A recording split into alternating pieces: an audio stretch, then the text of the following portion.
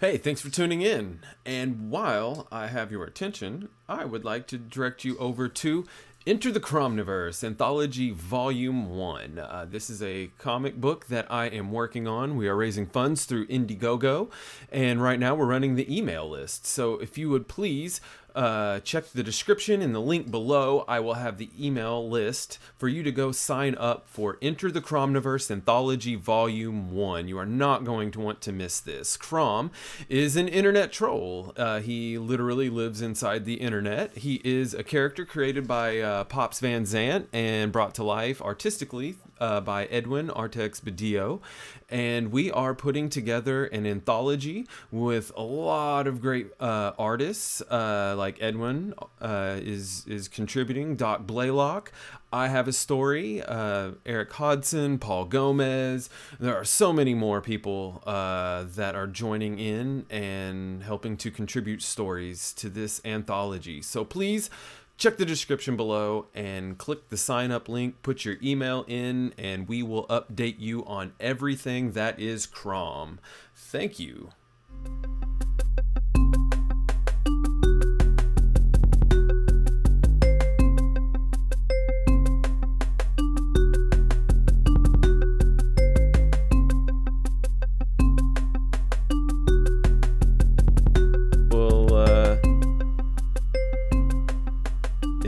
Okay. And it looks like we are rolling. So thank you guys for joining me for another exciting episode of the Play Nice podcast. I'm your host, Ryan Andrew Nicewonder, and in this episode I have with me an amazing artist, J.Crager. Hello. Hey, how you doing? I'm great, man. Thank you for coming on. How are you doing? Thank you for having me. I'm doing good. I'm just here at home working on some character sketches, like warming up and stuff like that. So awesome. Let's see how close I can get this to my camera. Oh, sweet. Hold on. Let's see if I can move it down. Hold on. Maybe up. Here we go. That's better. I like that. Yeah. That's a cool little sketch. So yeah, nice action pose. Yeah. So I've just been warming up using a ballpoint pen and trying to get ready to do some major work. Do you that is okay. So how much work do you do in ballpoint pen? Like, cuz I'm always curious about the supplies people use to get whatever it is, like the end result that they make. I'm always amazed at like some of this stuff, that people pull off with pens versus brushes versus like actual ballpoint pens or the, like the Copic markers. Right. I only use them to do like thumbnail sketches. Okay. It's not. I don't use them for fine art at all. They smear, and there's better tools for getting better lines and stuff like that. I know Frank Choi uses them for shading. Like he'll do those ballpoint beauty drawings, and he uses little black Bic ballpoint pens.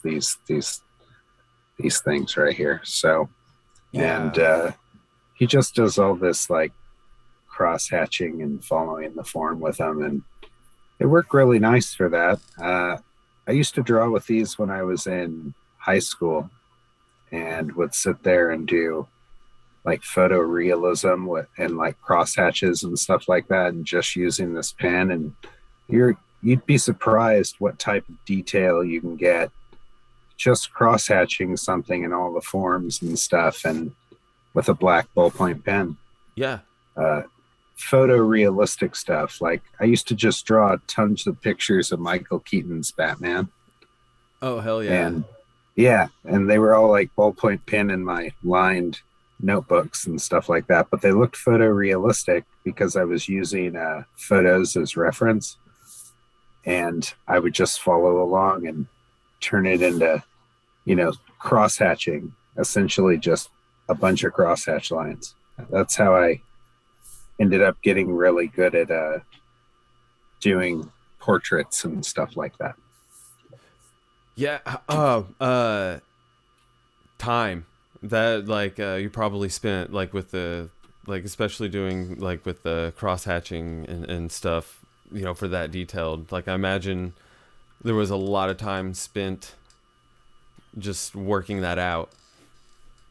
Um, Not really. I mean, Oh, the pen can only like do so much, right? So once I have like the basic pencil drawing of what I wanted to do, it was really easy to go in and just do like a bunch of vertical lines, a bunch of horizontal lines, a bunch of like 45-degree angle lines so that it all get your light sources looking right right, with the angles. right. And the more you do those angles, the up and down and then the cross, and then as you keep going and getting in between, everything starts getting darker and blacking out and stuff, so you end up with really nice like fades Mm-hmm. and things that you can just like while I'm talking, I'm just kind of mindlessly doing that. Let's see, can you see that? Yeah. The Yeah, let's see how close I can get. And I would just scribble like that, right? But I would take a skull, like I would draw like a skull of somebody, and just real quick, and then I would just light it in that cross hatching type of shape and shadow, and it would come out really cool. You end up with something that's kind of photorealistic, but is still artsy. right. You know, The that's awesome. I was asking like because also I don't know if you know Jim Rugg. He does some really interesting ballpoint pen sketches as well that nice. end up looking fairly photorealistic, like going through like you're talking about with the cross hatching to emulate shading. And yeah, he recently released a like a sketchbook of all of his ballpoint pen sketches that look pretty cool. Nice, man. So yeah, I know who he is. I don't I've never met him. Hmm. But yeah, it's just a quick way of drawing and it's kind of permanent, so it makes you make permanent choices. Right. It's Right. good. It's good training for when you get into like a real piece. Like Right. you know. Exactly.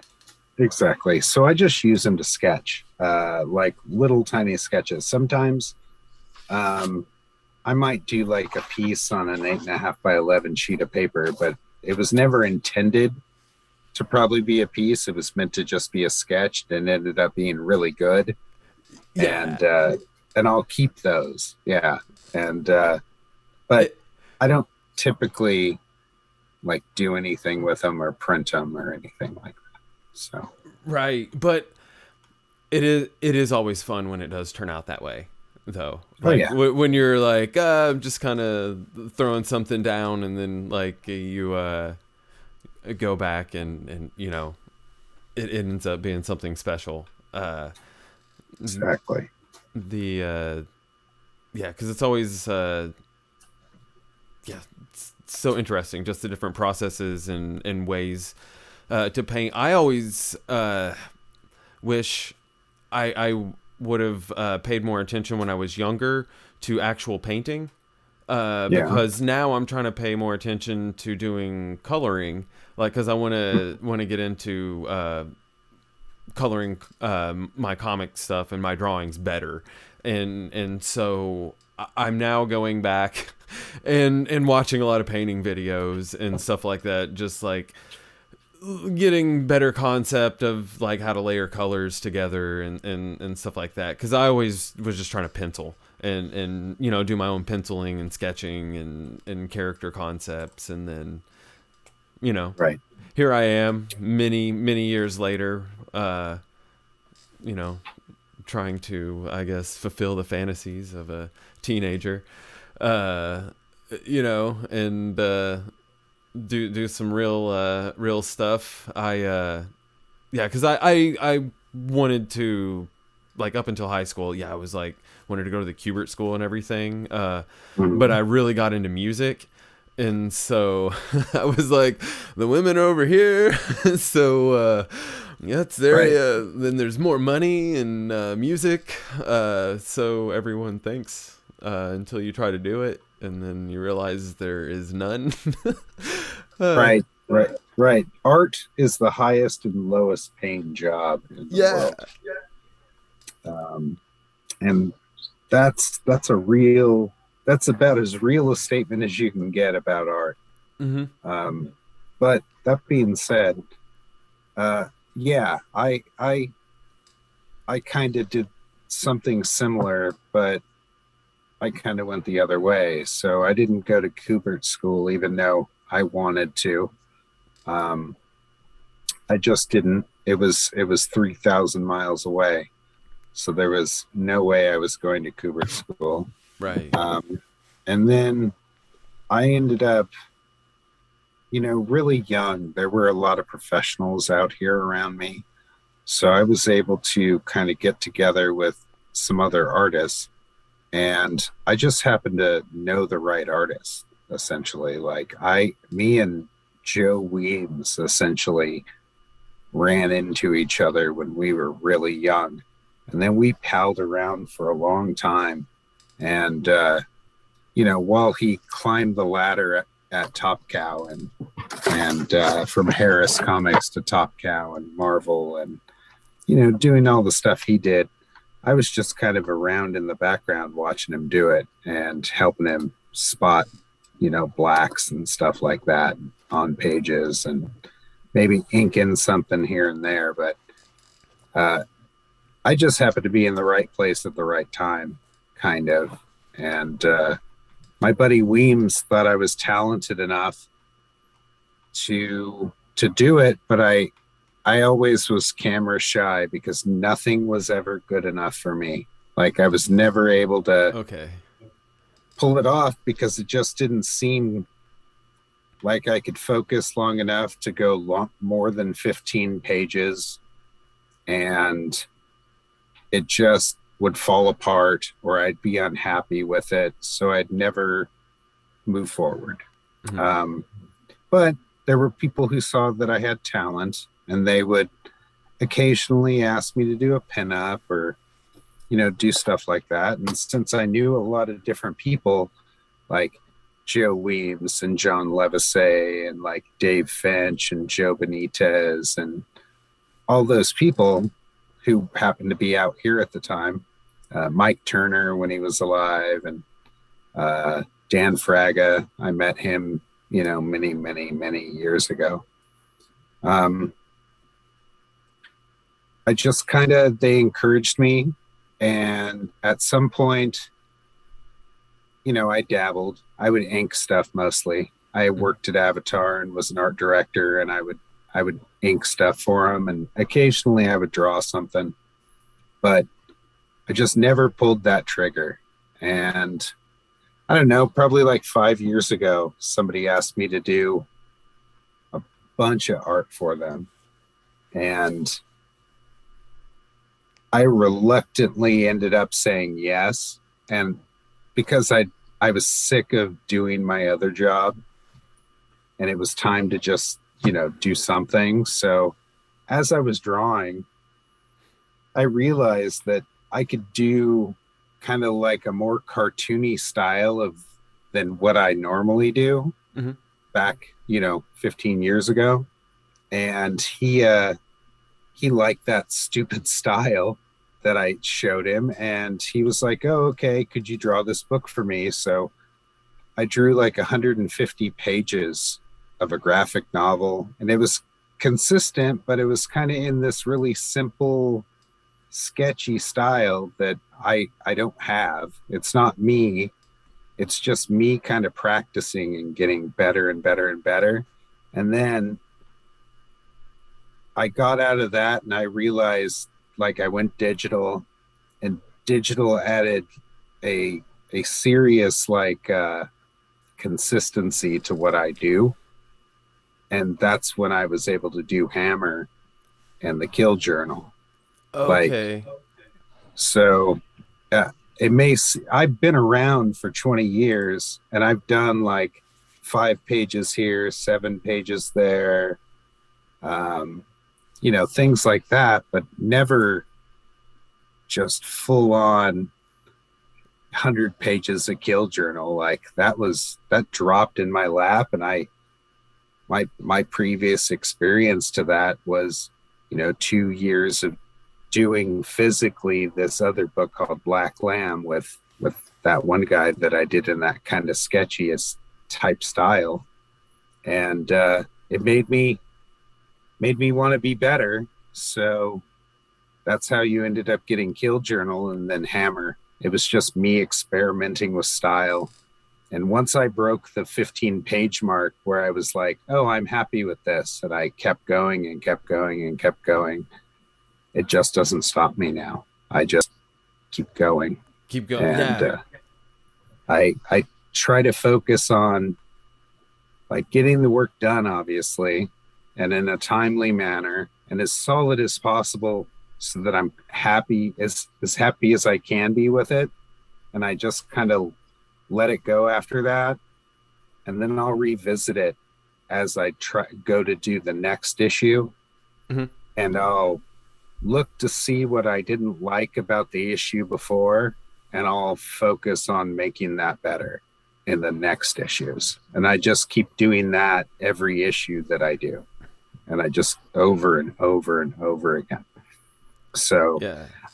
I don't try to focus piece to piece, because if you go piece to piece, literally you're going to sit there all day long kind of stumping yourself. Like, you just got to look at it as a broad thing. Like, hey, I didn't like the way I drew hair in this for the whole issue, so why don't I try working on hair and making that better? Or I don't like how I drew my ears or hands or feet or my compositions or whatever, and just take a couple of those and work on those the next issue and add it to your lexicon, and then just keep going. That's what I do. Fleshing out your style, like right. Like things that you like, grab stuff that doesn't make sense, get rid of it. Yeah, no, that is right. That is awesome. The transition to digital. What are you drawing? Are you doing like one of the video tablets, or do you do one of the separate ones? I draw directly onto the tablet, the Hunon tablet. Okay, cool. It's very similar to the tablet you're getting. It's a Hunon 15 or 16.5 inch Pro is what they call it, Canvas Pro. Okay, I'm familiar. Okay, awesome. So did you ever try to do, like, because it was so disorienting for me, like with where you're not drawing on the screen, like where you're trying to like draw physically draw. Yeah, where you're like drawing on the pad and looking at the screen, and oh yeah, I've done that too. When I worked at Avatar, I used to draw with a Wacom pad that was sitting next to me while I looked at my cursor on the screen and did it. I could do it a little bit back then, mm-hmm. but I always wanted to draw on the physical glass where the picture is, with zero like parallaxing, where it looks like I'm drawing that and zero lag. Yeah. And I finally got to the point where I can do that,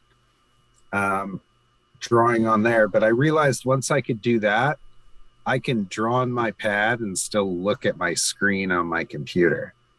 So okay. I can literally, so my pad's next to me, like the thing I'm looking over at is my pad with a bunch of art stuff sitting on top of it. Okay. Right. And I'm drawing physically on a piece of paper that's on top of my Hunon pad, which is set at an angle. My computer that runs that pad is Uh-huh. where I'm looking right now, which is to the left of my Hunan pad. Okay. And I could physically pull up something, look at the screen, and draw something with my hand on the Hunan pad to my right without Okay. looking at it, and use the screen now because I've done it for so long that I Okay. kind of know what I have to do. Yeah. It wasn't like I didn't do it wasn't fun for me. And so like I suffered through, like I did a little 12-page comic, and I drew some animation stuff, and Ooh. like I suffered through it, and I'm working on a project with Pops Van Zant. We're doing a Hmm. anthology called Enter the CRoMniVerse. Oh, Uh, nice. Volume 1, Pops has this little character that's an actual internet troll named Crom. And so we're putting together a book. I'm helping him out and managing his campaign, and I'm doing one of the stories, but putting it together. And so a bunch of different artists, like I think there's like 8 of us now or something. Like the Oh, stories are wow. super fun. It's just like a humor comic about this gnarly little internet troll running around pulling pranks on people and causing Being a chaos. bastard. Being a bastard. Yeah, and yeah, it's just super fun. Like it's and so because I've been working on that, I was like, you know what, I need to I want to bite the bullet. I kind of want to like it's either that or I'm going to invest in markers and stuff to do that, but I really want to cut my teeth and actually do digital stuff better. And I'm looking forward to using the screen pad. I think that's gonna actually I have a feeling it's gonna make it a lot of fun, because most people that get those say they tend to have fun with it. So They do. Here's the thing. If you're going into it thinking that you're gonna be able to draw just like you draw on paper on this pad and make it like all work, um, to some extent, yes. But I would use the pad until you feel like you've done something that's good, and then remember what you just did and do that and build on that. Because when I first got my pad, I noticed it's not like drawing in pencil on paper. It's mhm, not. Okay. right. It's not like inking on paper. It's just not. Mhm. um, so I had to find a happy medium. And when I found this happy medium, it no longer ceased to be like inking or penciling. Like, I just do this, it's just one step to me, like, Right. is all it is. Like, I'll do some scribbles about where I think things are going to be, and then I just kind of auto draw. and It, and if it looks right, then it looks right. If it looks wrong, it means I need to erase that eye and move it up, or just lasso it and move it up. um, I I noticed that once I found that I was able to be happy with an illustration on mhm, here, that I started to just keep working towards that. And it looked different than what I do normally, but it was more solid. And I was like, okay, I can do that. And if I have to have a physical page, I'll blue line this and just print it out and ink it and trace it essentially. And right. and I'll get what I want anyways, right? um, I noticed there was that difference. So, uh, just find a happy medium that makes you happy on that thing and keep doing that and build that. Nice. Thank you. And Yeah. and maybe you'll be able to come to some type of understanding with the interface of this thing, because it's the interface that kills you. Hmm. Uh, when I started doing it, it took me about a week to like get used to doing it. And once I did, I tried to do it as much as possible. And thank God, Adam came along and was like, "Hey, let's do Kill Journal," because that gave me 100 pages To to practice to on. to break this in. Yeah. And by the time I was done, I realized that I had to make Hammer better. So I Okay. ended up redrawing almost the entirety of Hammer, the Oh, okay. first issue of it, just so I could reach the place where I was at now, right? Well, uh, it's good. I was impressed Well, I with, appreciate it. yeah. Because like with the review, like I was saying, like I like a lot of black and white comics. I'm a huge Eastman and Laird fan. Oh Um, yeah. like I don't know if you can see, but up in the top corner on the bookshelf up there, the Oh yeah. I have several of the magazine size ones. Like they're not in perfect condition, but they're still like first printing like Turtles comics. I've got issue 3, issue 4, Nice. the Raphael issue, and the Fugitoid issue. Nice. And so, man, like I'm a huge fan of that style of art, of being able to um, use your like through doing your like spotting your blacks and doing all of that. You sort of in your imagination just kind of fill in the colors yourself, like Right. where like. Because when the shading's done right and there's some cool like zipatone styles and you like Right. have the way like cross hatching like goes in and yeah, the turtles stuff like really kind of first put that in with me, and I liked the Tick Ben Edlin. He did a lot of black and white stuff back in the day that I dug. How about Roach Mill? Do you remember Roach Mill? I don't. Oh man, that was black and white too. That was good stuff. So I like all that stuff, man. Um, Yeah.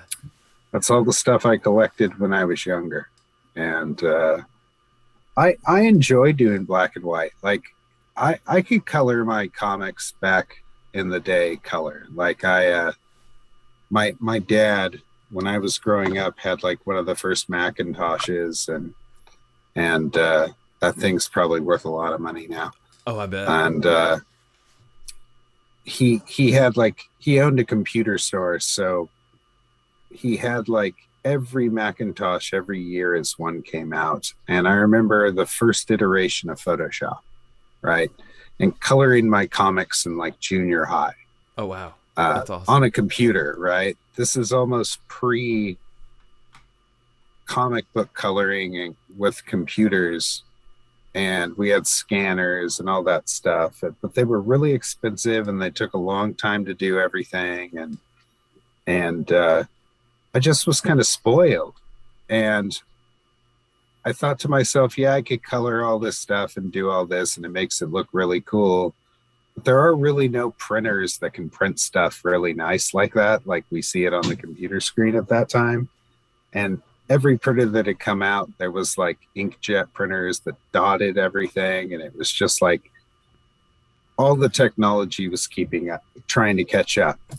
Uh, what I did know though is that black line art looked amazing when it was printed. So I just focused on trying to do as complete a drawing as possible with as much detail as possible. And I think that's probably because I read too much Tim Vigil back in the day. Okay. The And yeah, yeah, Tim Vigil and Jeff Darrow and all that stuff. Just I over detailed everything on purpose, and I attributed detail to something looking good as opposed to like something having correct form, right? okay.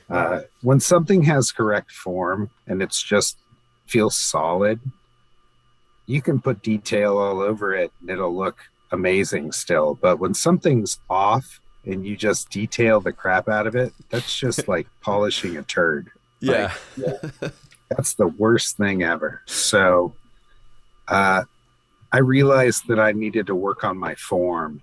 And that was one of the things that like became part of my studies. Like uh, inevitably, I need to always work on form, right? Hmm. You're working on things looking natural, things looking grounded, things looking uh, just like they're meant to be that way, as Right. opposed to a forced perspective, or really like that.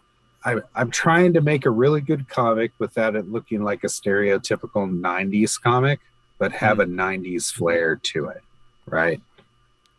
Yeah. That's what I'm doing. I want to give people proper, proportions, and not really terrible proportions with really terrible rendering. That's no fun to me. Yeah, because no, you're right. If the proportion is off, it like if you don't get the foreshortening right, Right. or it's just a boring. I mean, even something as off as like a boring pose for whatever you're doing. Yeah, I'm guilty, man. I draw stiff figures all the time. Like, it just happens, and sometimes you just got to try to loosen it up, like that's why I'm drawing all these little sketches right now, like just literally trying to find the best way to do something and keep its form and have it be solid form as opposed to stylized crap, right? I guess. Yeah. And it's kind of like directing, finding the right angle and composition to fit the story that best tells whatever the script says, where in comics it's the coolest way to get the point across on the page, right, which is one of the fun things about comics that I always appreciated is that yes, you're telling a story, and yes, there are individual panels that are art, but when you're looking at the page, like the whole page is a piece of art, combined with the page next to it. Like, so this one page has to look cool on its own, but it also has to look cool next to the other page, whether or not they're, cohesive pictures or not. And then when you add those together, the whole book has to look super, super cool. So it's, just sort of like, cool individual pieces of art put together to make another piece of art in storytelling, which is just one of the things that really just kind of grabbed my attention as a kid, like especially when the Image guys all speaking of brought up Dan Fraga earlier, like when they all went over, like that was punk rock as hell, man. Like I really appreciated that, because I also, like I was saying, like I also like music, and I'm also big into like independent music, and I'm big into artist rights, and like musicians actually going out there and taking the ball in their own court and putting out their own stuff. And so like that was, just like seeing them do that, and being like, hey, we're doing this, we need to anyway, like inform that, and it's inspirational. It's inspirational. So I can straight up tell you that after Fraga, like when Fraga launched his campaign for Black Flag, I was astonished at how well it did, like out of the box, like just incredibly well. And then I was sitting there going, dude, I'm nobody. Even though I've been around, I don't have a name. So I was like, I could draw my own comic book and somebody will frickin' buy it.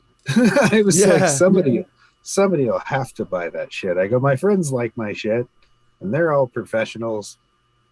Let me try this. So I literally spent like 2 months putting some stuff together just to do the pitch for Hammer, and I launched it on Indiegogo, and it did pretty good.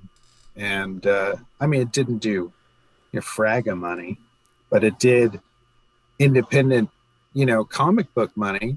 And enough first campaign, first campaign, enough to pay everybody who worked on it, and enough to get me some money in my pocket, and then in turn got me extra work, and then in turn had the rights bought by Gifted Rebels to continue Hammer on. That is awesome. That man, and that's one of the things like about the the newer independent comics movement and stuff, that it's just the uplifting of independent artists, where it's like things are possible for It you is. here. Like It is. like if you have the talent and the capabilities, and like this is the place where all you have to do is just ask and just put it out there and Right. and it can happen. And everybody has been like oddly, like everyone is so supportive of, I mean, not just be like, oh, it's flowery, but like Right. it's cool. Like it reminds me a lot of when I was very active doing music, like the whole cooperation that me and the other artists, we all had, like booking shows for each other, like coordinating Right. bands and like pulling resources to accomplish some cool shit. And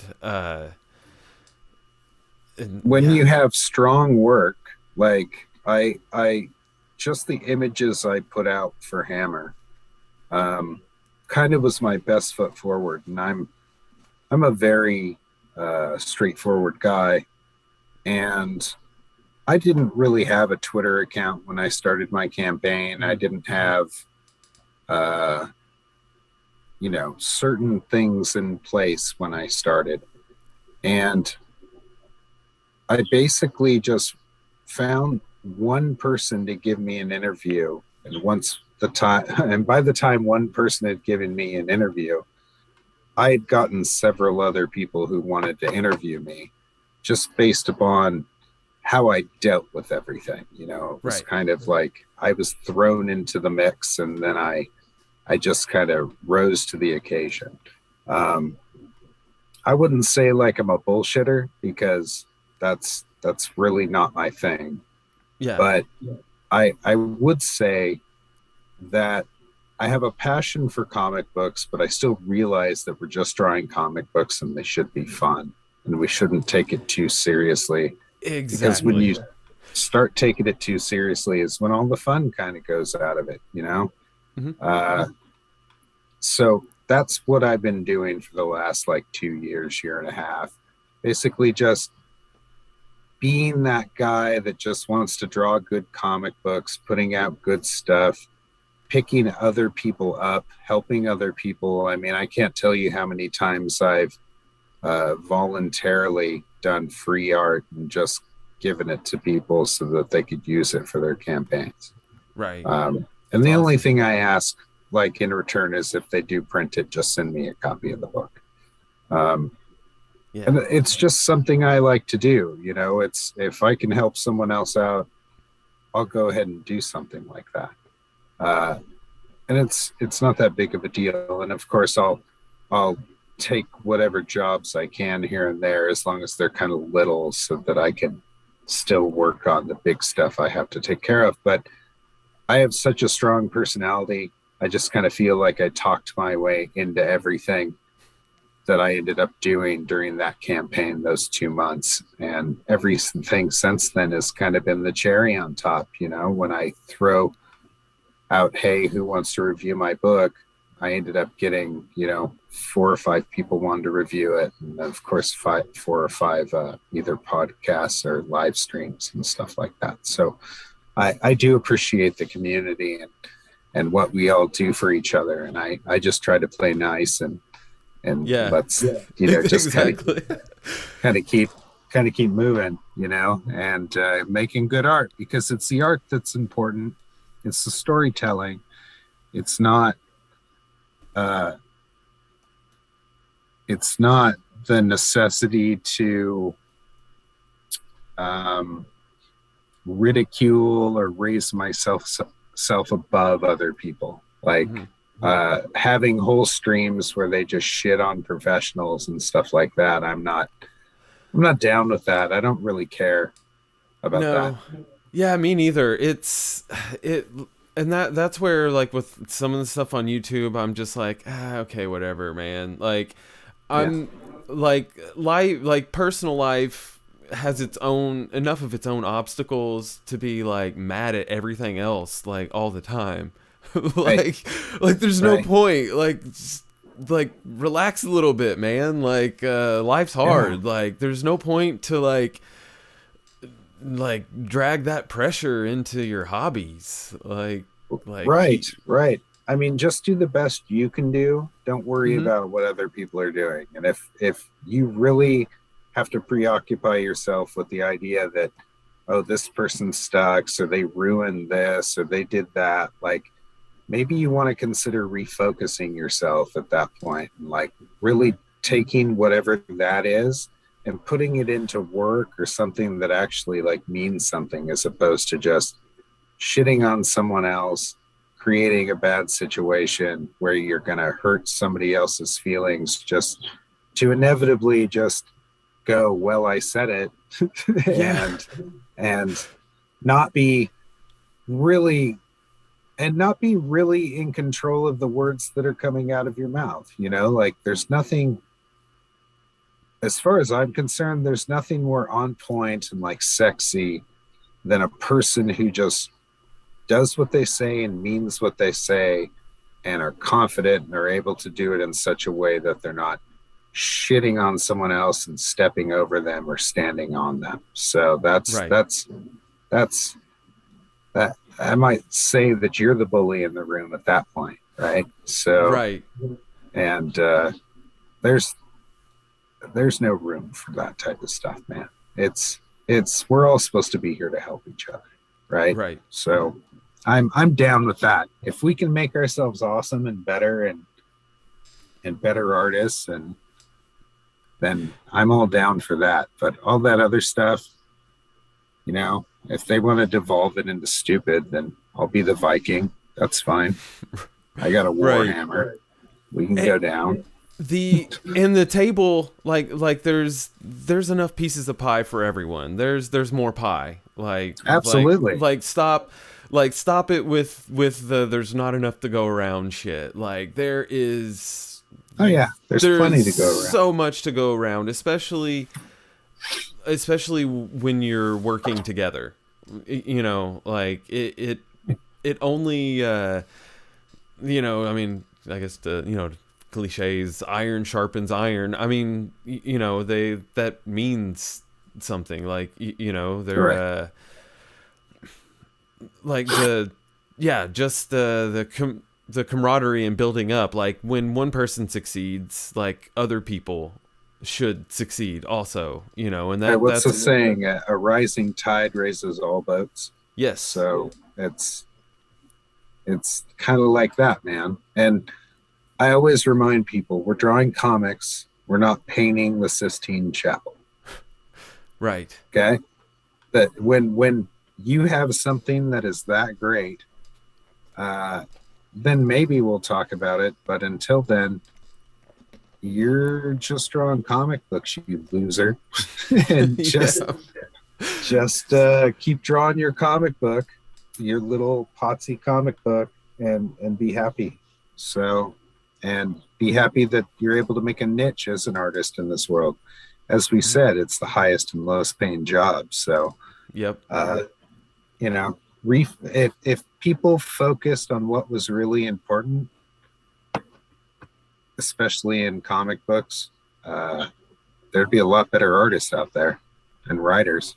So, I mean, it's part of the reason. Like, I guess everybody got, so mad with the mainstream, with the way things were going there, and I don't know. I was always raised, going back to, I guess, some of the complaining with it. Like, if you're not going to try to come up with a suggestion or actually like make a difference, don't complain about it.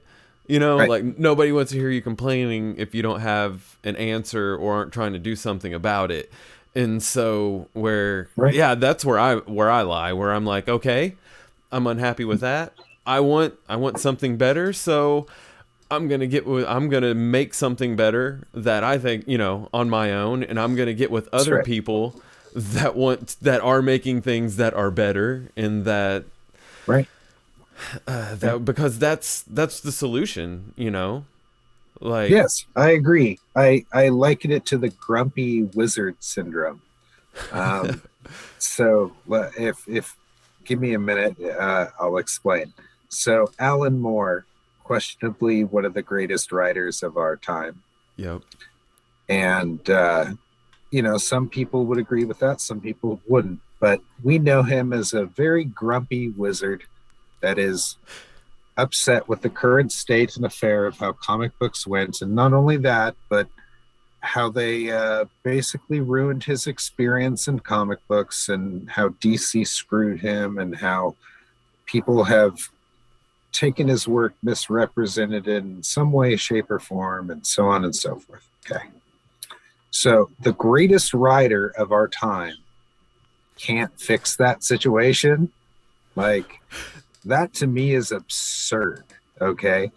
Yes, you can bitch about it once, you can bitch about it twice. Okay. But when every other thing that comes out with you shit staining the comic book industry in some interview here and there because you were treated unfairly and you signed a contract because you were young and didn't understand, and so on and so forth, and that you thought some of these things were going to end up coming back to you, it's all said and done, but it's the past. Okay.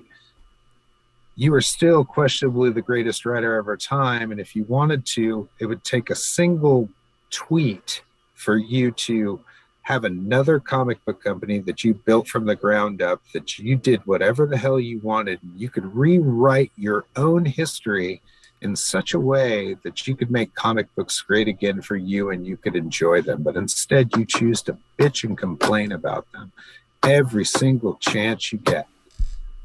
Oh. Yeah. That to me is like, good. Yeah. Is that Hemingway syndrome? Is that what that is?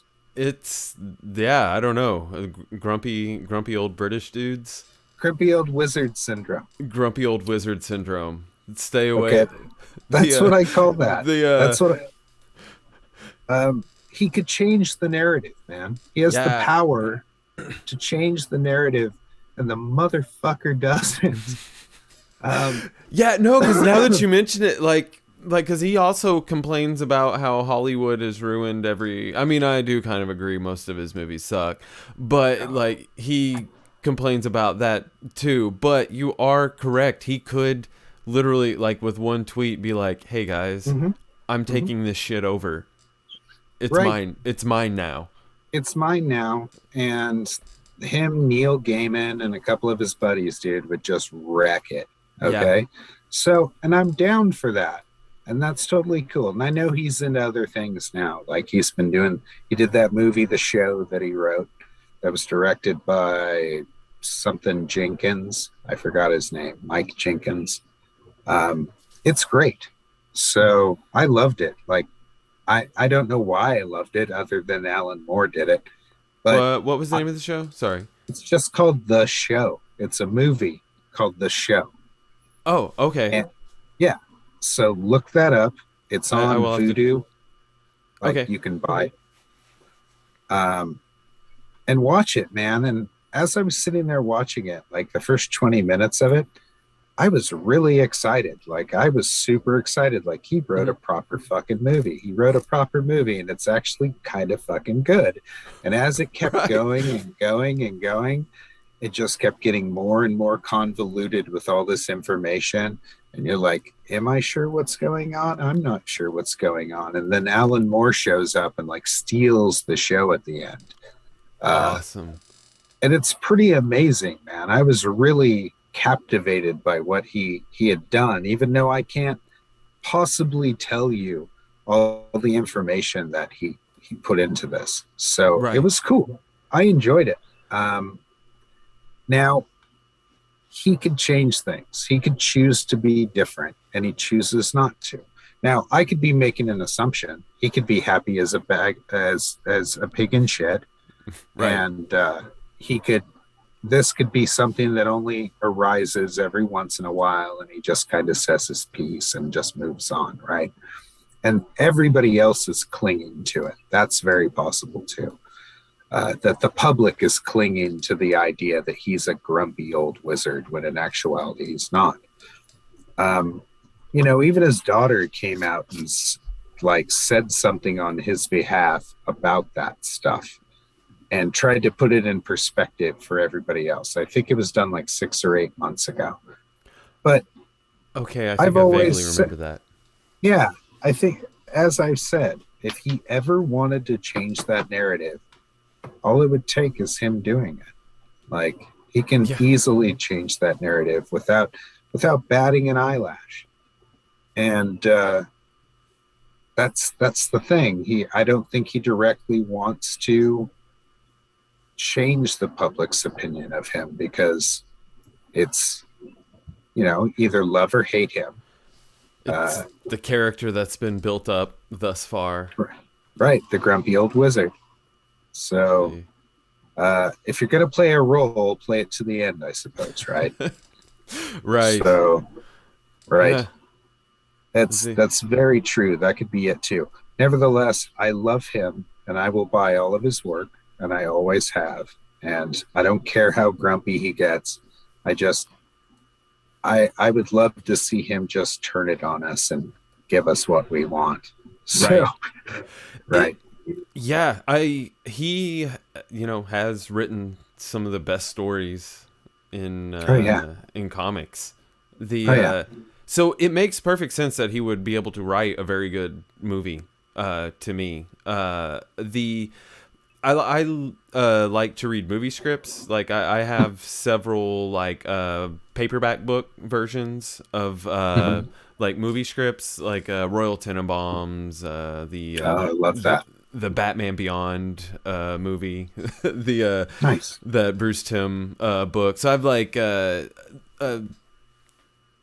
anyway, some other paperback copies of scripts, and the thing about like movie scripts are very similar to like comic book scripts.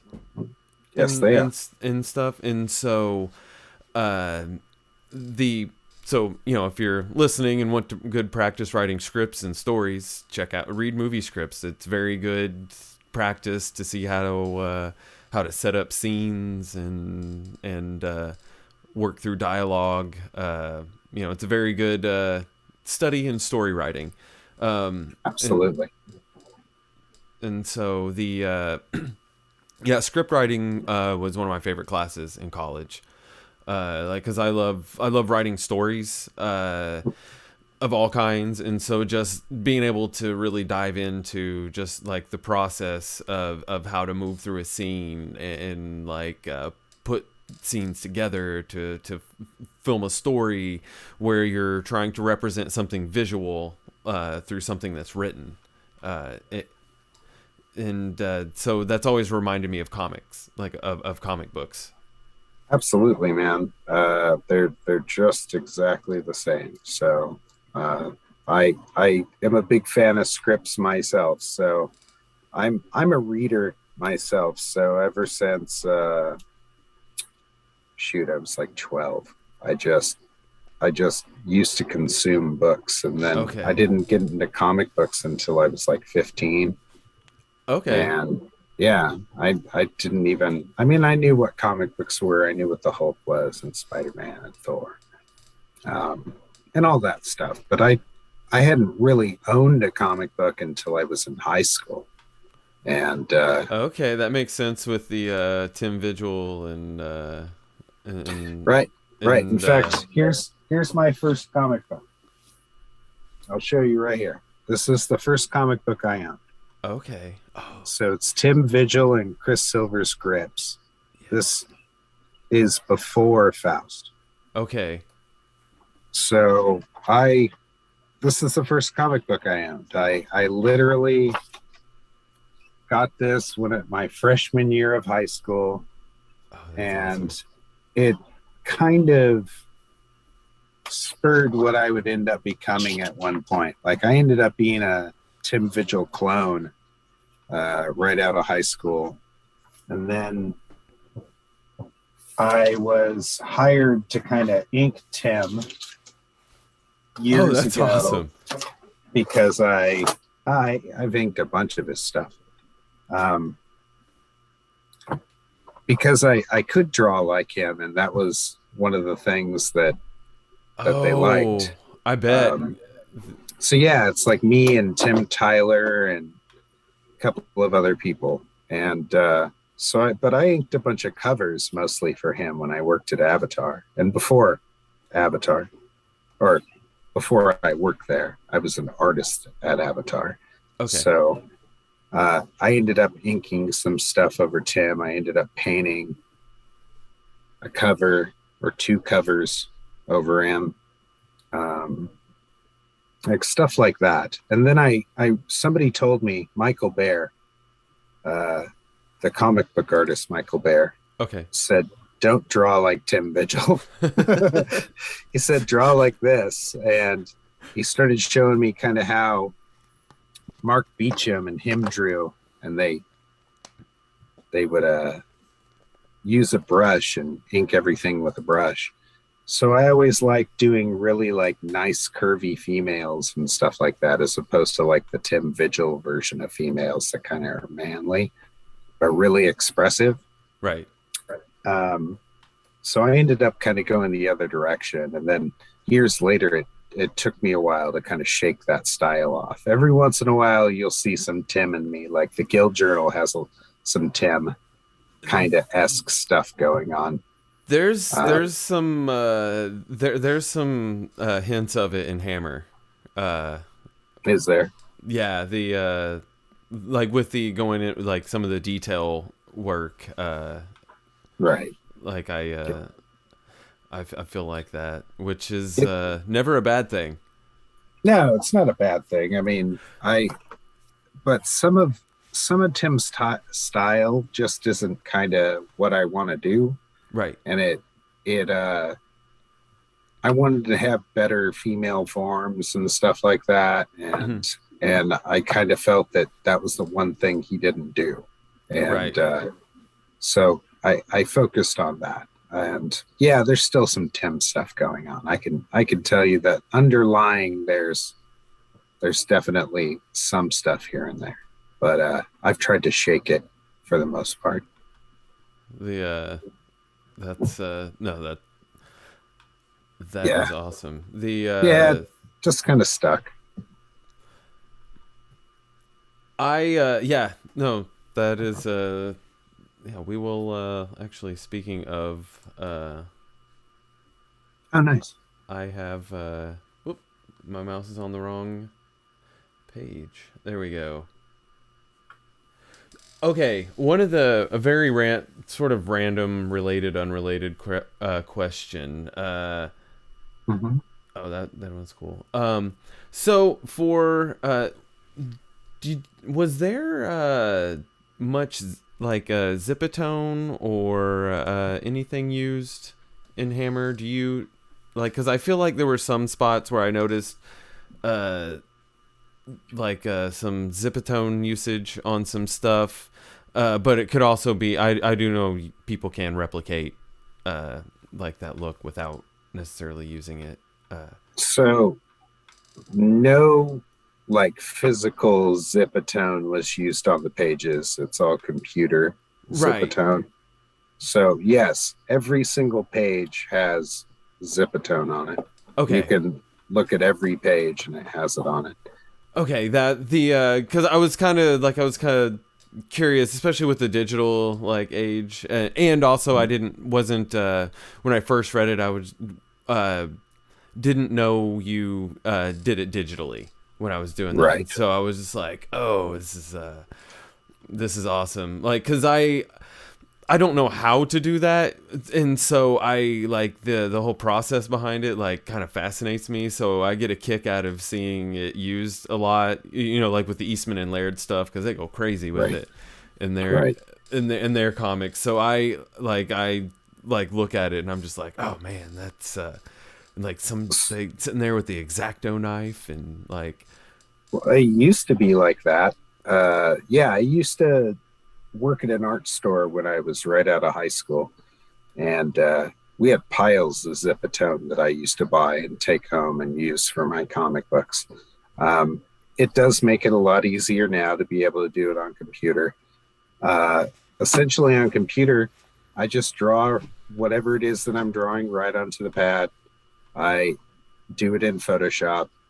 I make a layer after I'm done inking that piece, and I will put it under my ink drawing, and then I will take a gray color, like from my color swatches, because I'm working in black and white anyways.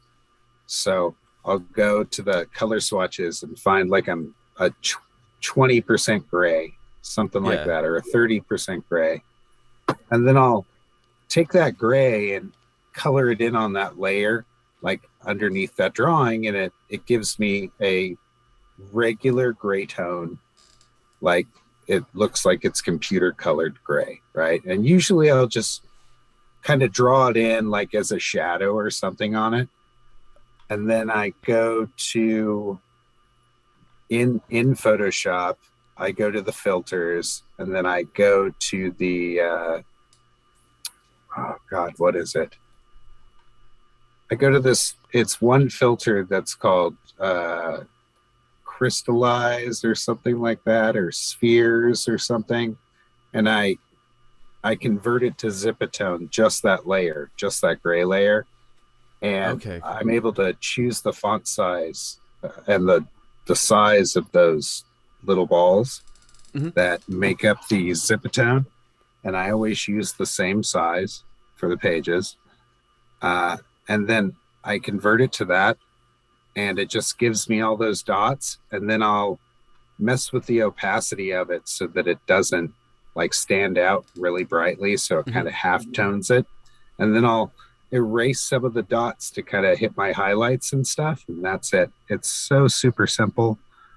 And it's easy to do, like after you've drawn a page or something. Like it's really easy to drop in. Awesome. I'm definitely gonna go back and listen to this and and take notes on that part. Yeah, it's not hard. Okay, so do you use strictly Photoshop? Do you do anything in Illustrator or any other program? Besides lettering, no.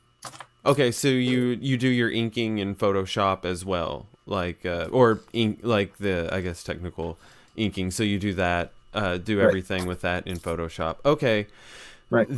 I was just kind of curious because there's the pixels versus vector art, and so sometimes the pixel art would throw me off, like with it. So I've messed with Illustrator a lot more with that.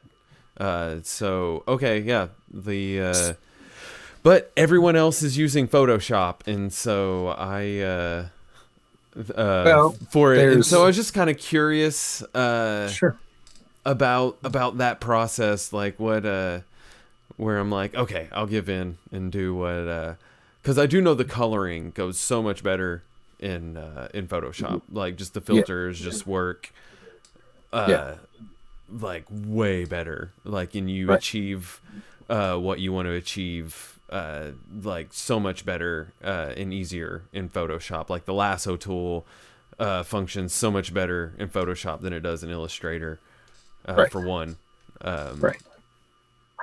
For that. But yeah, the vector versus the pixel. And so lettering, which actually makes a lot of sense, because with the vector art with the lettering, you would want less. If you have to resize anything, you would want to keep it intact. Whereas I guess some of the inking, you would be okay with some feathering that occurs. It doesn't occur because I'm drawing at 600 DPI. Okay. Okay. But I'm also drawing at comic book size. Right. Okay. So all my pages are drawn the way they're going to be printed. So at 600 DPI, there's no feathering. Everything comes out really crisp.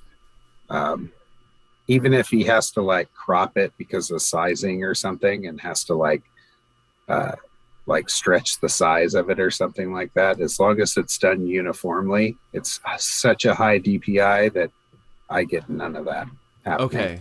And so that awesome, and it translates to just like real crisp printing. Right, right. Here's the thing you got to remember when you're drawing in Photoshop, if the pixel part of it throws you off, you're drawing way too close to the canvas. Okay. You should never see the pixels on what you're working on. And if you're working that close on something and that small, that detail is going to disappear when you go to print it, right? Because it's so tiny and it's single like pixels on a 600 DPI, like what is it, 6 3/4 by 10 1/4 or something like that. Right. So 600 DPI, to get a pixel on that thing, it's like half the size of a human hair, right? Or even smaller. That's just going to disappear on the page, right? So you're just working too close at that point. And that's part of the interface problem that people have, that they don't know what size pen they're supposed to use when they're drawing. And I found that since I started inking digitally, that if I were to do it physically at 11 by 17, my lines would never be that thick, right? So when I'm working comic book size and I blow it up to 11 by 17 and look at my stuff, I have gigantic holding lines on stuff that I would never have drawn had I drawn it at 11 by 17. Oh, and so it would be all, so the lines would be much smaller because... much thinner. It would look terrible. It would look terrible if I were to do it that way. And that's one of the things I kind of overcame from going from physical to becoming digital. And I'm happy with it. Like, it lets me know how thick my lines need to be if I'm going to do something 11 by 17 from now on. It's like information you didn't think about. And it makes a difference in the long run, believe it or not. I even took like all of my hammer pages, blew them up to 11 by 17 and printed them just so I could see them, like, and see how big all the lines were on them. They're ginormous, man. If I had drawn it all 11 by 17 and inked it, they would have never been that thick. But I love it. I love how it looks. And I just need to remember I can use thick lines. It's okay. That it's okay to fill in the page. I mean, Frank Miller, like with some of his Sin City stuff, there's a lot of blacks and a lot of thick lines. Right. It's just stuff like I didn't even think about the translation, that I could be getting away with inking everything with a freaking Sharpie on an 11 by 17 page practically, because I know it's going to reduce and look awesome. Yeah. So it just blew my mind when I went from drawing normally like this, and I was a pretty good artist, and then going to digital where I'm drawing small, and now everything has to kind of be uniform and everything's more consistent now, and then blowing it back up to 11 by 17 and seeing it and being like, well, holy hell, it's so much different than what I would have done. And if I can learn from that, I'm going to keep doing it. So I think it's great. I don't mind inking digitally and then blowing it up in blue line, because that tells me what it's supposed to look like when I ink it. Right. That big blue line. So it works great for me, and I enjoy it. And of course, everybody else does too, dude. I went from, a guy who worked at frickin' Michaels, was head framer in the framing department for many years, to drawing comic books again, and not just drawing comic books, getting a big gig and having a bunch of people back me and follow me and are super impressed with what I can do. And it's right out of the book, man. Like, I literally from nothing, and a year and a half later, I'm semi-popular. So I mean, And it is definitely deserved. I mean, the Hammer story was a fun story. Like it leaves you wanting to see what happens next. Right. And like it's like, especially like, it's a nice take on Norse mythology, Hmm. which is cool.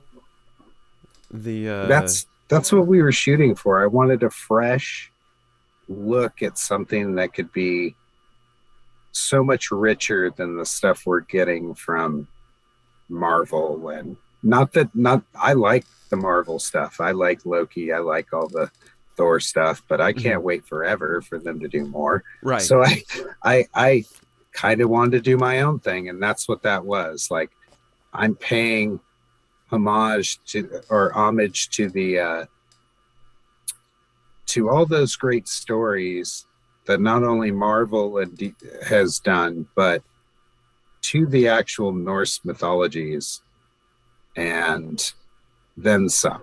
You know, like I kind of feel like I'm being pretty innovative with them, but I will find out, man. Like, Yeah. you never know when you're in it. All I know is that I made a solid book. That's from my point of view. I made a solid book. You did, and it is. We'll let you pitch it a little bit here. And it is still active, correct? Yeah, for the Okay. next 30 days, it is Okay. going to be up, and we'll be closing out this campaign. And as you can see, we have a few backers, Yeah. and there's still signed bundles, a line art edition that's available. There's also a couple heads of Lokis that are still available, which Yes. gets you the books and the head of Loki, and a couple art editions that are still available. So and the original cover art that Joe Benitez did is available, but I may take that off there soon and just keep it. Cool. Yeah. I don't. Sometimes it's good to keep some of those things. The Yeah, man. Like, originally, he wanted me to sell it for the campaign. He was like, "Go ahead and sell it and use it to fund your campaign." But I funded uh, the first like 15 or 16 days, Wow. so it was relatively quick. And then we pushed that to double what I was asking, and then it's almost done triple. It's pretty close. So hopefully we can get to triple. That'd be great. Yeah.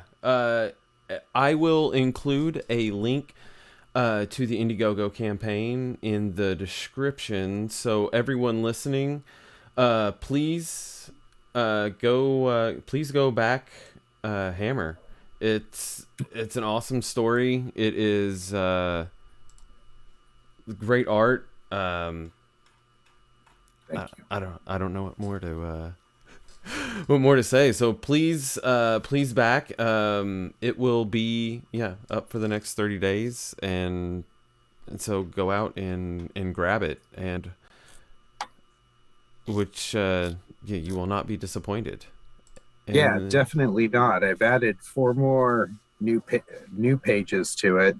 So it's not 48 pages, it's 52 pages. Okay. Uh, so just to kind of let some stuff breathe. And I kind of feel like I stuffed everything in the PDF and I wanted to give you more. So I went ahead and asked Adam if I could extend it 4 pages. And he was like, yeah, go ahead.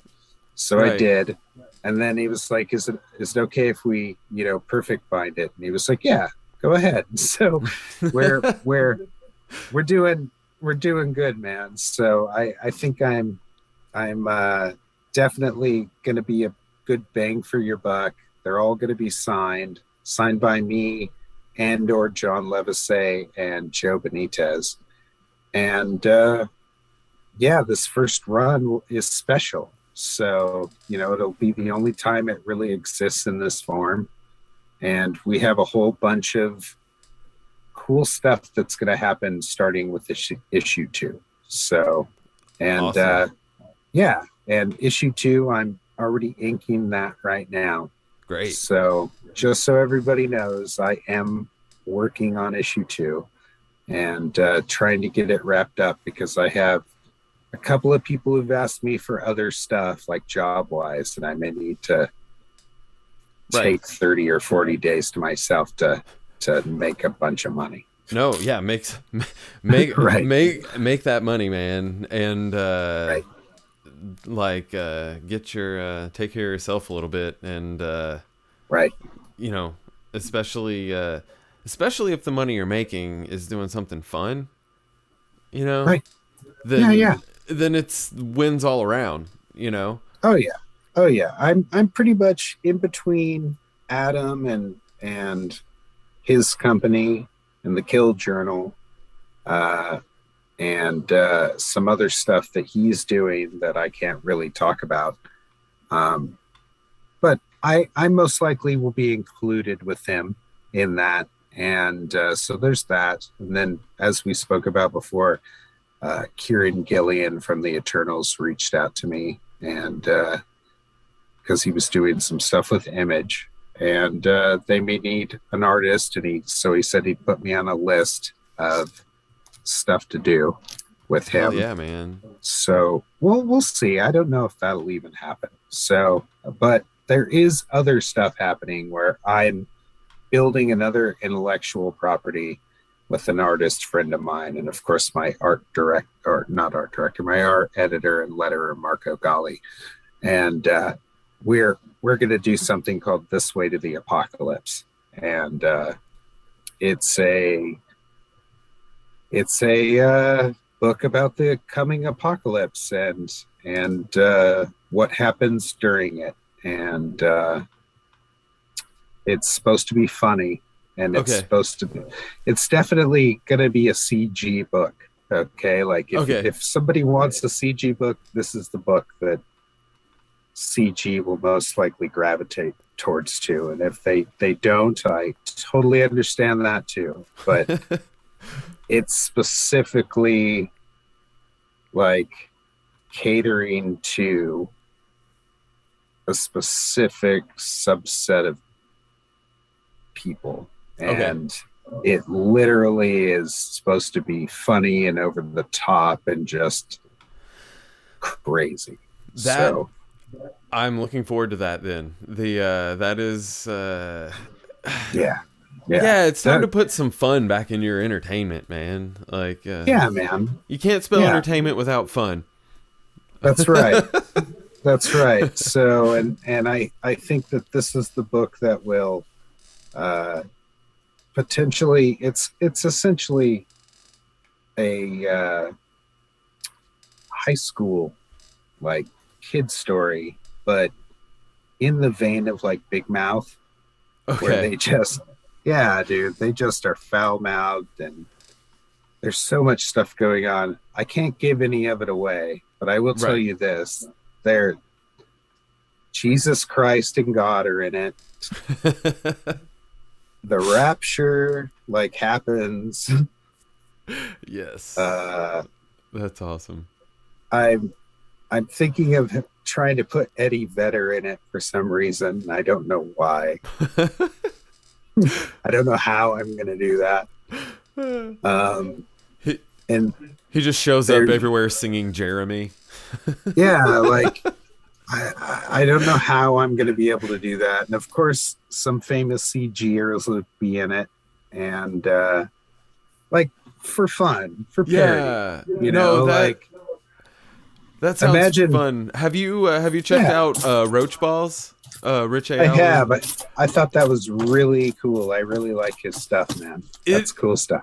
It is. The like him doing the whole thing with traditional art and coloring is just amazing. Like, man, hats off to that dude. Like it's super cool, and his videos are fun. Like I've gone through and watched some of his time lapse videos of him doing the comic.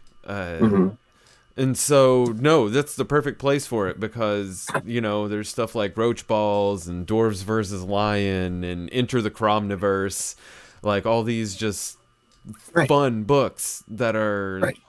coming out, which is what the world needs now, man. It is. It is, man. I mean, I guess I could tell you a second about it. So God and Jesus are playing chess, and Jesus gets really mad at God for not letting him win. Like, just really mad, and kind of throws a fit like a child. And he gets pissed off, and he leaves, and he goes to Earth. And but see, Jesus isn't the main character here. This is just part of it. Right. So he goes to Earth, and when he gets to Earth, he notices like the rapture is going on, and he's super pissed because God didn't tell him that the rapture was happening. Like, it just keeps getting worse, right? And Jerry Falwell, or some entity thereof, or like Jim Baker or something like that, like it scans in on some of that too, and there's a raptured, like, sucking people out of like their seats in the middle of church and stuff like that, like right in front of the pastor, and he doesn't get raptured with them, like stuff like that. And then sinkholes opening up, wraiths, all the bad stuff that could happen. But it's basically all set around 4 high schoolers, and these high schoolers are just foul-mouthed kids in the middle of this rapture, and they're just trying to, make pieces of all this. And they have a teacher. His name's Mr. Mensch. Okay. And nice Jewish guy. Yep. And they end up going across the country to try to figure out what's going on. And I introduced the new Black Panthers, where you can't say a word with the letter N, like beginning with the letter N, without them thinking you're going to say no words. Right. You can't say anything with the letter N, or else immediately they think it's going to be the N word.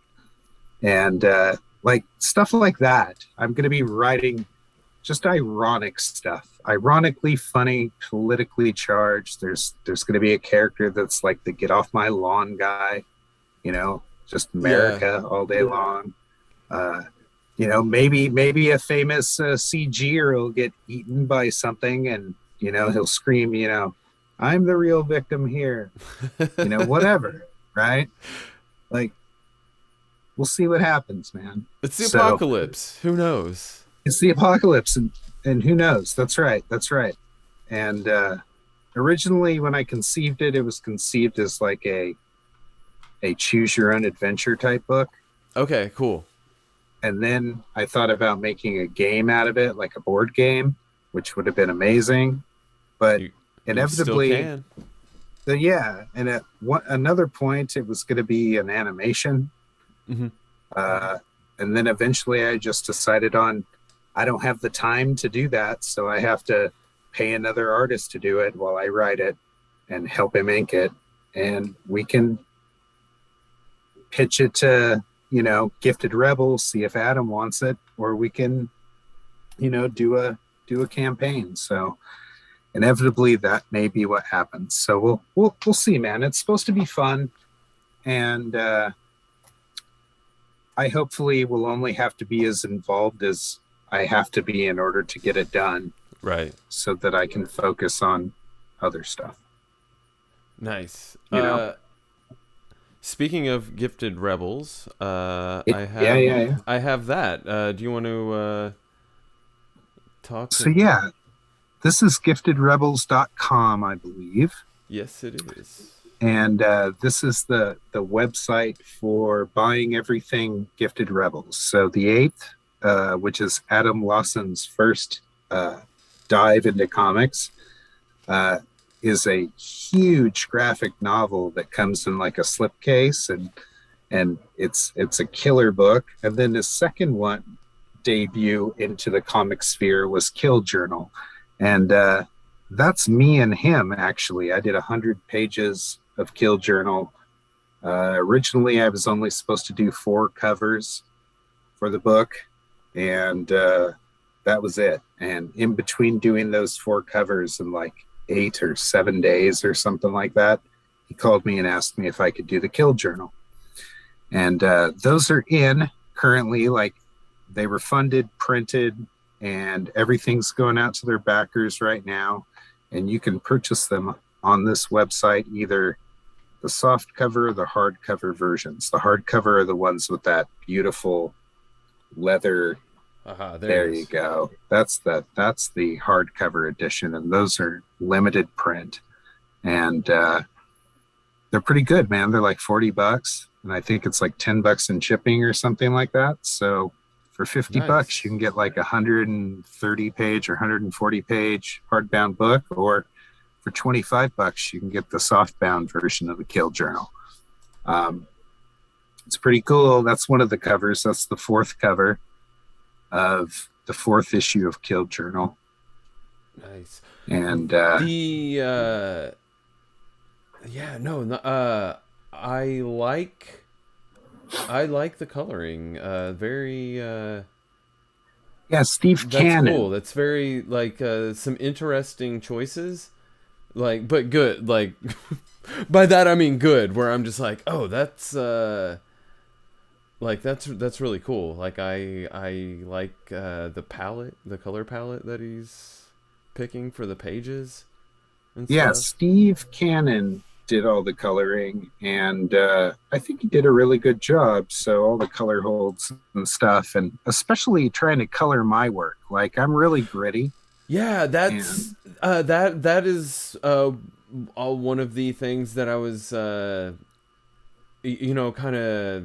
kind of noticing, because I was just like, like seeing Hammer and like, oh, what would your stuff, because I haven't seen too much of your stuff colored, but the second issue cover of this is the one with the scare, the guy with the happy face mask on and all the crows.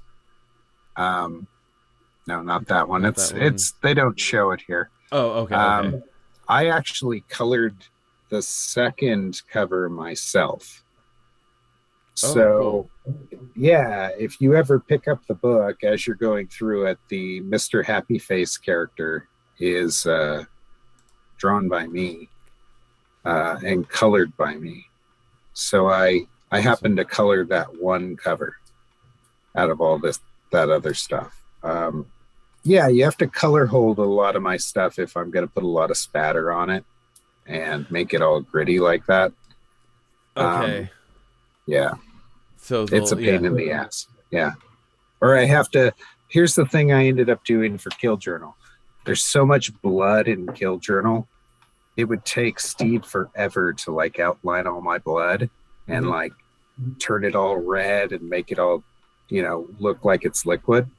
So what I would do is I would draw everything for the page, and if there was blood all over the page, I would have to draw that character like how I thought he would look, like as complete as possible. And let's say his like face is all ripped open and it's spraying blood.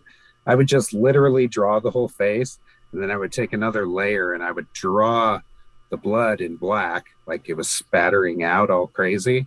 And then when it went to the colorist, he could just take that layer and turn it red and do and choose it and do all the highlights, so he didn't have to go in and select trace it. And no, that's awesome. And that is one of the good things about layers and being able to work in layers, is that it makes, especially when someone like you, who is being very thoughtful of the colorist, they can make those color holds a little easier, speed up the process. I knew he was miserable when I did one that was like super crazy blood on it. And like Adam came back and he was like, "Hey man, would you mind doing some like your blood on a different layer?" And I was like, no problem. And I knew exactly why he wanted me to do it, of course. So when I would send it like the 3 things would be separate. It would be my borders, my image, and then the blood. Okay. So you could choose whatever image you wanted by selecting your border, right? Mm-hmm. And then you could work on coloring that or whatever. Like, so it made it kind of easy for him to be able to select things and do stuff. Yeah. At least I think somewhat. Because when you're going through and doing the flats, it helps you to kind of piece all of that together. Right. So for all those people who like miss the Kill Journal, you can pick that up right now. It could be at your house in a week or so. So, and Asunder is his role-playing, it's an RPG game, and they funded that, and that's at the printer currently, and there's pre-order on that. So if you're into RPG games, check out Asunder. I am. I will check that out. I do like playing some role-playing games. I was a big fan of the Marvel one back in the late 80s, early 90s, that old TSR game. And when I was out in LA, we had a pretty good group of I had a group of friends, and we would get together and do some role-playing. Thank you for coming on. I've taken enough of your time for today. This was awesome, man. Go ahead and plug yourself. Tell people where they can find you. You can find me on Twitter at Vonderabo, J.Crager, or you can find me on Facebook at Jason Alistair Crowley Crager, or you can find me on YouTube at J.Crager Hammer Channel or Hammer Comic. Every once in a while, I'll live stream something. Sometimes it's okay. I don't really have a metric for that. That live stream is tricky. It is. Hats off to the people that do it. That's right. And you can, of course, find me at giftedrebels.com. And you can find me at Indiegogo hammercomic.com. So for the next 29 or 30 days.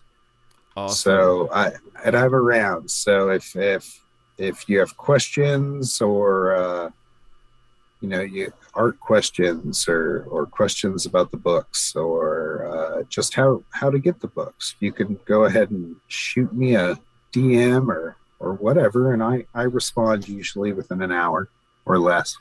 So I'm around, and I try to keep everybody happy. Awesome. I will include all of the links in the description, so check it out. Grab Hammer, swing by Gifted Rebels, get the Kill Journal. Get it all. And thank you, Ryan.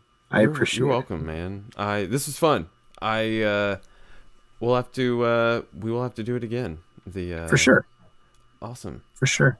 Thank you guys for tuning in to another episode of Play Nice. I will catch you on the next one. Thanks for checking out the Play Nice podcast. I would appreciate it if you would check out my website, trashcanconductor.com. I am an artist. I do cartoons. I've got a fun cartoon called Awkward Ghost Moments. You can check that out there. I've got a adult humored comic, a mature humor comic, Johnny No Pants. I also do music. You can get that over on Bandcamp. There's a link to it there. You can also get merch. I sell things. I have fun T-shirts, coffee mugs, and things like that. And if you would also like to follow me on any of the social medias, you can find me at Trash Can Conductor. And there are also links to everything up at the website, trashcanconductor.com. So thank you very much for checking it out, and I hope to see you again soon.